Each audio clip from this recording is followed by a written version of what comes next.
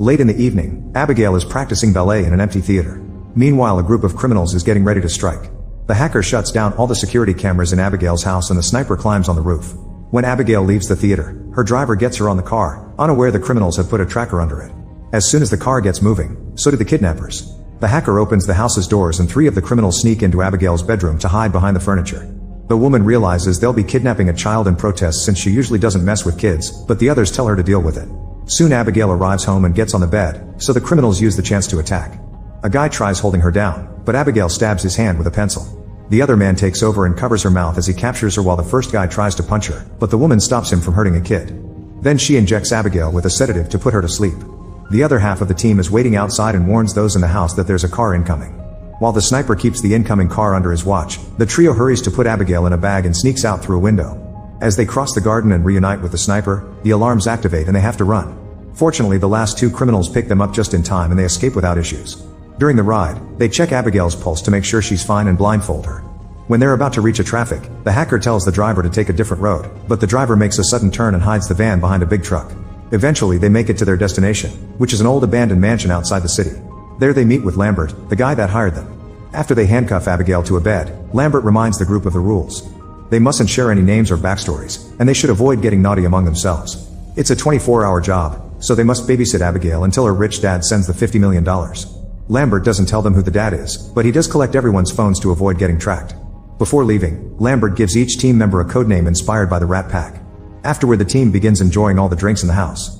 Joey refuses to share her candy with Dean, who pretends to be smart and tries to guess everyone's backstory, but he fails. When Joey mocks him, the others bet some money to see if she can do better, and by reading their body language, clothes, and personality she guesses all correctly. Frank used to be a detective, Peter is a dim-witted mob enforcer, the hacker Sammy comes from money and is doing this for fun, Rickles is a former Marine sniper, and Dean is a sociopath driver. In return, Frank concludes Joey is a recovering addict. Then Joey checks on Abigail, who complains the blindfold is too tight. Joey covers her face and takes the blindfold off. She also notices that the handcuffs are hurting her, so she recuffs her hands in front. Since Abigail is crying, Joey explains they won't hurt her and they only want the money, so Abigail makes her do a pinky promise. Joey shares she has a son, and in return Abigail tells her that they made a mistake because her father doesn't care about her. When Joey's about to leave, Abigail says she's sorry for what's going to happen to her. Worried, Joey rejoins the group and tells Frank that Abigail's father may be a violent man. Frank dismisses it as Abigail trying to make Joey feel bad, but once everyone is distracted, he goes to check on the child. He's shocked to see her without the blindfold and immediately covers his face while pointing his gun at her until she swears she didn't see him. Then Frank presses her until she says her dad is Christophe Lazar. Freaking out, Frank runs back to the group and announces that he's leaving. The others demand an explanation and Frank explains that the girl is Christophe Lazar's daughter, a very dangerous and powerful crime boss. Joey and Rickles also recognize the name and share Frank's worry. An argument ensues on how to proceed and in the end they decide to stay to get the money, which they can later use to escape and start a new life far from there. They agree to keep an eye on the perimeter and keep all doors closed. Later Joey is looking around the house, following a noise that is just an open window. While opening it fully to stop the noise, she sees an old statue of a father and his child. Then she bumps into Rickles, who tries to flirt with her and fails. He also tells her that he doesn't trust the others and they agree to watch each other's backs. Meanwhile, Sammy finds a room with TV and is suddenly startled by a presence behind her, but it's just Dean playing a prank. He has the nerve to try flirting with Sammy, who furiously kicks him out. Then Dean finds a sleeping Peter and draws a man's member on his face. He keeps wandering around the house and enters a dark corridor with tons of old pictures, including one with a girl that looks a lot like Abigail. Next he goes to the basement kitchen, where a door opens by itself. Confused, he enters the room and gets startled by a rat. As he tries to leave, suddenly an unseen presence grabs him by the legs and pulls him back. Sammy hears his screaming and goes to the basement, where she finds Dean sitting at the table. When she tries to approach him, his head falls and Sammy screams before puking. Soon the others make it to the basement too and they agree Sammy doesn't have the strength to do that. In fact, it reminds them of the stories about Lazar's hitman called Valdez. Several years ago, 3 top members of Lazar's gang were captured by the FBI. The night before their trial, they were kept hidden on the top floor of a hotel with agents guarding every corner. The next morning, the FBI stormed in and found their bodies with their heads cut off and no organs. There was no way in or out of the room except for the door on the 23rd floor. Getting worried, they decide to check on the girl and find her well in the room. Rickles is still scared of Valdez and wants to leave, but when he opens the front door, they're shocked to discover another barred gate. Peter tries to push it open to no avail, and this triggers a security system that covers all the windows, meaning the group is now stuck inside. Joey concludes this is a trap and Rickles runs to check on his weapon, only to find it gone. Joey rushes to Abigail and asks if she's seen anybody else besides her and Frank, but Abigail swears she hasn't. She also shares that Frank threatened to harm her, that he said he worked for her dad, and that his real name was Valdez. Afterward, Joey meets with Rickles and they both share what they know, concluding it doesn't make sense. They agree to look for a way out, but as Joey tries to leave the room, she hears a noise.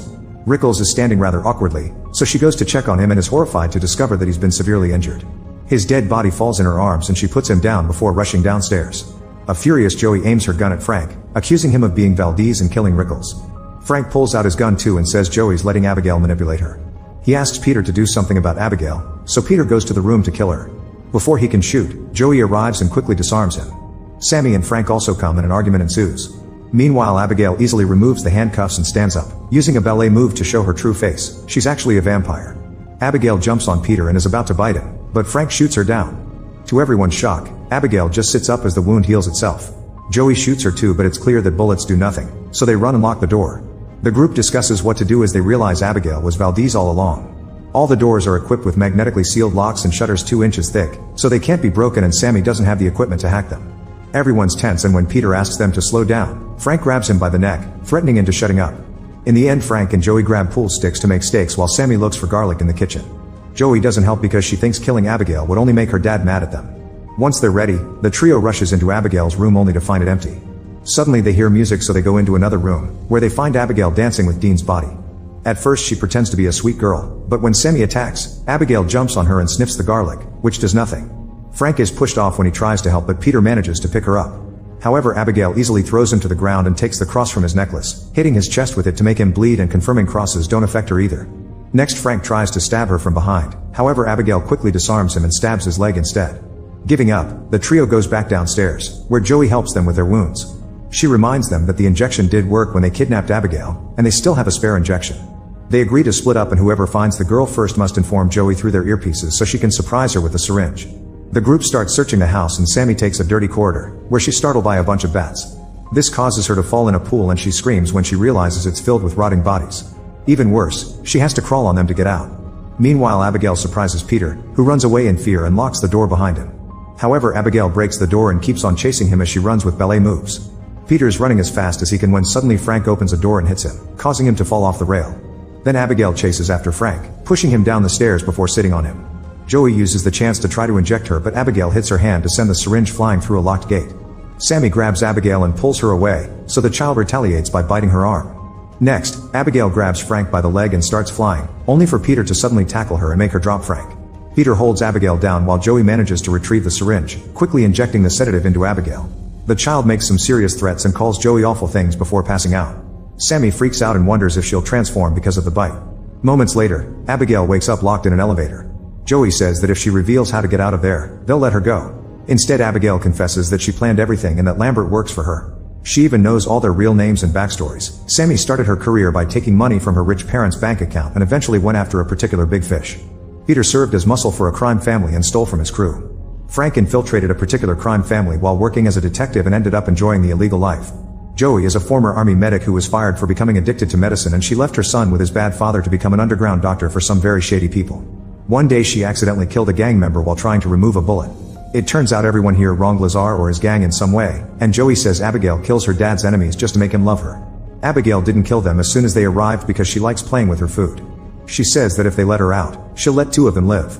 Frank suggests killing her, so an angry Abigail changes the offer to only saving the one that gets her out. Peter quickly takes out his gun and Joey does the same as she and Frank explain Abigail is lying. Since Peter tries to free her anyway, Joey shoots him. Then the group leaves except for Frank, who volunteers to keep guard. After everyone's gone, Frank says that he'll let her go if she tells him how to get out of the house. Abigail explains that he must pull Agatha Christie's book in the library to open a secret door. Frank thanks her but refuses to release her, so Abigail easily breaks the door to push him and dances toward him. At that moment, Joey arrives and breaks wooden planks off a window, allowing the sunlight in. The light instantly burns off Abigail's hand and she runs to hide in the shadows so she can regrow it while Joey and Frank run away. The entire group makes it to the library and stays under the sunlight, entering through the high window Joey opened early. Nothing happens to Sammy, so she's relieved thinking she won't turn. Frank pulls the book Abigail mentioned, but nothing happens because she lied too. While he throws a tantrum, Joey tries to break down the wall to no avail. She's run out of candy, so she's getting very anxious. Joey explains to Sammy that she left her son to get clean and the plan was using this job's money to go back to him and start over as a reset. Hearing this word gives Sammy an idea. If they can find the power source, she can short the locks. The team splits in 2 and searches the house. Suddenly Abigail plays music again and takes control of Sammy thanks to the bite. She quickly transforms into a vampire and attacks Peter, biting his neck. Abigail talks to him through Sammy while she continues to feed and kills him. Then Abigail has fun making Sammy dance like she does. Eventually Joey and Frank arrive, so Sammy keeps her face hidden. However, the others are suspicious, thus Sammy shows them her transformation and the duo immediately runs away. Sammy chases after them and they make it to the library, where Abigail uses Sammy's voice to explain she hates that room because that's where her father turned her. Joey grabs a tray and reflects the sunlight on it, causing Sammy's body to explode. At that moment a secret door opens and although Joey and Frank think it's a trap, they decide to go through it anyway. After going through a corridor, they find the mansion's control and Lambert, who is a vampire too. Lambert grabs Joey by the neck while he explains everything. Abigail turned him 2 years ago when she found out that he helped Frank infiltrate the gang. She also threatened his family, and now all he does is bring all her father's enemies here so she can play. He's already notified Lazar about the situation, and he's on his way to the mansion. Lambert wants to kill both Abigail and her dad, so he offers to turn Frank if he promises to help. Frank agrees, so Lambert knocks Joey out and bites Frank. Next Lambert makes Frank drink his blood and Joey wakes up to watch Frank painfully transform into a vampire. Afterward Lambert tells Frank to feed on Joey, however Frank stabs him with a stake instead, causing Lambert to explode. At that moment Abigail arrives and tries to attack, but Frank overpowers her and drinks her blood. Joey uses the chance to reach the control panel and deactivates the security measures. She also retrieves her phone. But when she runs down the secret corridor, the exit is locked. While Frank finishes feeding on Abigail and drops her body, Joey calls her son and leaves a heartfelt speech in his voicemail. Frank finds her and immediately pushes her back into the library, where he starts throwing her around to smash her against the furniture. Joey tries to defend herself, but her punches do nothing to a vampire. Then she grabs her by the neck and throws her down, but Abigail catches her just in time. Abigail explains she's too weak to defeat him alone and begs Joey to help her kill Frank, promising to let her go if she does so she can see her son again. Frank approaches them and the girls team up to start fighting him, but no matter how hard they try, he's clearly stronger than both of them combined. After he knocks down Abigail, he stabs Joey in the shoulder with the stake and gets her stuck on a pillar. Then he goes back to fighting Abigail, biting her again as the girl raises her pinky to remind Joey of their promise. One Abigail is down, Frank takes Joey off the stake and bites her neck before throwing her on the floor. When she wakes up, Frank uses his vampire powers to force her to pick up the stake and go after Abigail. However, Joey is pretending, so she turns around and pushes Frank, giving Abigail the chance to jump on him. She fights him again as she explains the powers take a while to develop fully so he can't control or transform Joey yet. While they're distracted, Joey retrieves the stake and pulls Frank down. Then she and Abigail team up to stab him and make him explode. Afterward Joey is worried that she may transform too, but Abigail confirms it won't happen because Frank is dead. As promised, Abigail lets Joey go and tells her to find her son. Suddenly someone grabs Joey's shoulder. It's Abigail's father Lazar, who says he had many names through the years. He wants to kill Joey, however Abigail comes to her defense, saying Joey saved her life and was there for her when he wasn't. Lazar kisses Joey's hand as thanks and lets her go. Joey rushes back to the van and discovers she still has a lollipop left, so she eats it while driving away.